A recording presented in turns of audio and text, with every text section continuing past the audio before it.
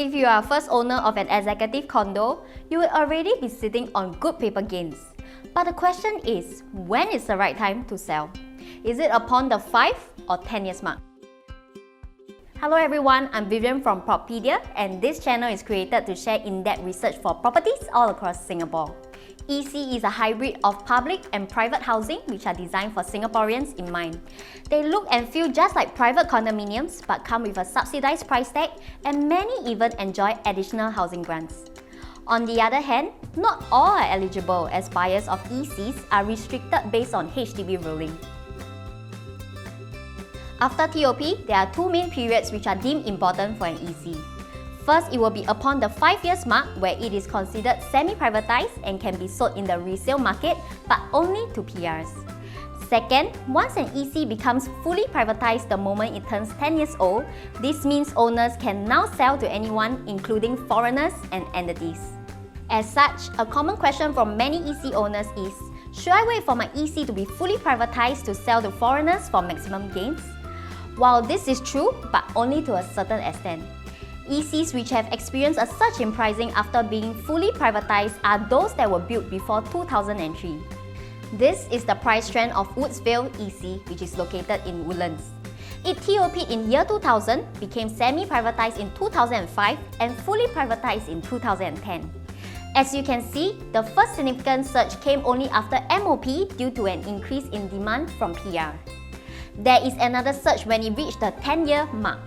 The price was further increased by over 50% when it became fully privatized in 2010 because of a new group of demand, which is the foreigners.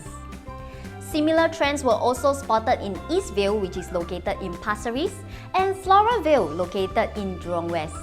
Their price trends are also similar to Woodsville, whereby its first surge came about only after MOP and second surge came after the 10-year mark.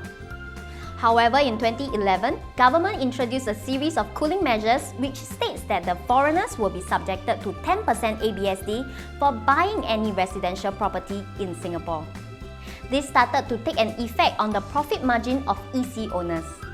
Subsequently, this percentage changed in 2013 to 15%, in 2018 to 20%, and the most recent in 2021 to 30%.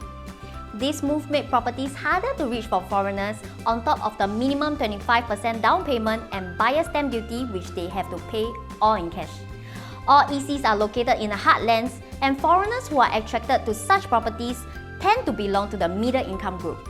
So this amount of cash upfront would mean that it might make more sense for them to rent instead. Those who have the ability to have such an amount of cash most likely will stick to luxury properties. Taking reference from ECs which were fully privatized from 2015 to 2018, we can clearly see that right after the surge after their MOP, the prices remained stable before hitting the 10-year mark. More importantly, the bulk of buyers were made up of Singaporeans and PRs, and less than 1% are foreigners. We can safely say that the ECs which turned 10-year-old after 2011 are less likely to experience the second surge when they become fully privatized due to foreigners.